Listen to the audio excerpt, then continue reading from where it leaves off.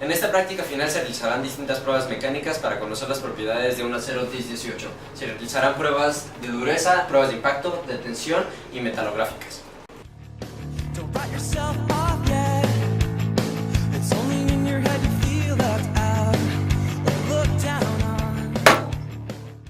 Para la prueba de tensión se utilizaron herramientas como la máquina universal y el vernier para medir entre ceja y ceja y obtener datos que nos serían de gran utilidad para hablarnos de la ductilidad del material, como fue la longitud inicial, el área inicial, sus respectivos diámetros. El porcentaje de reducción de área, que es el área inicial menos el área final sobre el área inicial, fue de 65.09. La elongación, por otro lado, que cambia de lugar el numerador, fue de 22.16%. La gráfica de la prueba de la tensión nos habla de distintas resistencias del material. La primera línea nos habla de la zona elástica, que hace referencia al módulo de Young. Posteriormente a este viene la zona plástica. Nos encontramos con la resistencia a la fluencia, la resistencia a la tensión, la máxima deformación, hasta la resistencia a la fractura. Posteriormente a la prueba se consultaron datos bibliográficos para así comparar nuestros resultados.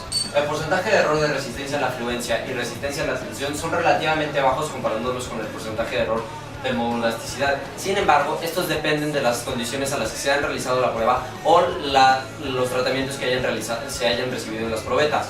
Como se puede observar después de la prueba, se presenta una fractura un tanto dúctil, lo cual es una advertencia para nuestra prueba de impacto.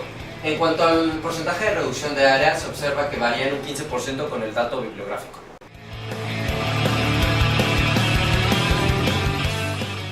Para la dureza de Brinell se realizaron 3 indentaciones en donde el promedio del diámetro fue de 4.06. Después de checarlo con las tablas, observamos una dureza de 221 HBs. Para la dureza teórica, utilizamos la fórmula donde D es el diámetro del indentador, que es 10 milímetros, y DI es el diámetro de la huella.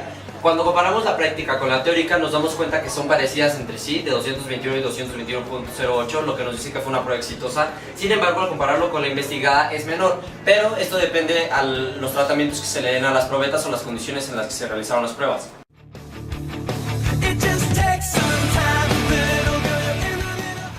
Para la dureza Rockwell C se realizaron 3 indentaciones con el indentador de punta diamante, enfocándonos en la unidad de Rockwell C, que es la más común. En total obtuvimos un promedio de 15 HRCs, pero al compararlo con el resultado investigado nos dimos cuenta que las unidades estaban en HRBs. Nuevamente nuestro resultado varía con el investigado.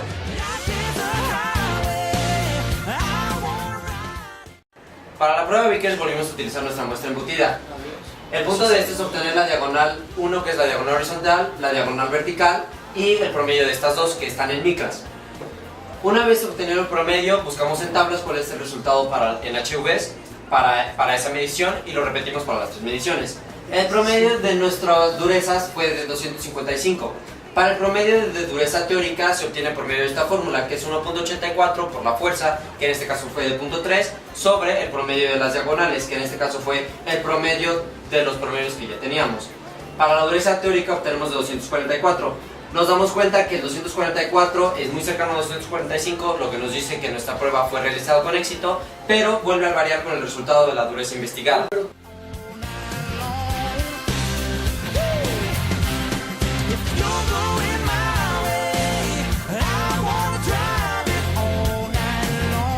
Después de observar los granos metalográficamente se debe realizar un pequeño ajuste para contar el número de granos. Este se da con la magnitud dividida sobre 100, que en este caso fue 500 sobre 100 al cuadrado por el número de granos contados. En mi caso fueron 26.5. Finalmente, N se despeja y se obtiene 10.37, que se redondea a 10 de acuerdo con la ACTM.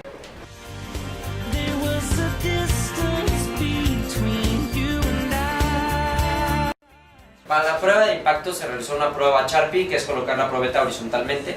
Se tomaron datos críticos, que era la temperatura, el largo, el ancho, el espesor. Pero antes que otra cosa debíamos conocer la resistencia al aire, entonces dejamos ir el péndulo y nos dimos cuenta que era de 14.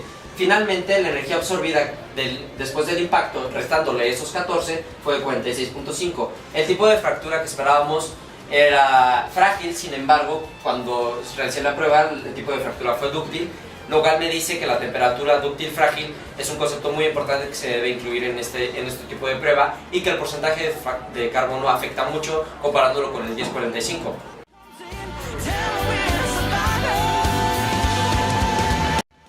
En esta práctica me dio la oportunidad de utilizar distintas máquinas que no he utilizado a lo largo del semestre debido al trabajo en equipo. Me ayudó mucho a reforzar mis conocimientos tanto prácticos como teóricos y me di cuenta que antes de escoger un material es muy importante someterlo a distintas pruebas para saber si es confiable o no dependiendo de la aplicación que se le vaya a dar. Por la parte de tensión volví a utilizar la máquina universal. Recuerdo que hay distintos tipos de resistencia y que estos dependen de la carga a la que esté sometido el material. Me he reducido que los porcentajes de error hubieran sido lo más cercanos a cero, pero estos dependen de los tratamientos que se les dé a las probetas, al igual que el número de pruebas por la parte estadística. En metalografía recordé la fórmula del tamaño de grano, los cuales son muy importantes para obtener las propiedades mecánicas deseables. Me dio la oportunidad de realizar otro ataque químico, el cual afortunadamente salió menos quemado que la práctica pasada. En la parte de dureza recordé que hay macro dureza y micro dureza y que el uso de estas dependen de las características con las que cuente el material o de los tratamientos a los que haya sido sometido. Por la parte de impacto me di cuenta que la resistencia del aire es un concepto muy importante el cual se debe tomar en cuenta y que el porcentaje de carbono, al igual que la temperatura, son muy importantes para saber qué tipo de fractura es la que se nos espera, ya sea dúctil o frágil, que en este caso del acero volví a reafirmar que cuenta con fractura dúctil debido al porcentaje de carbono.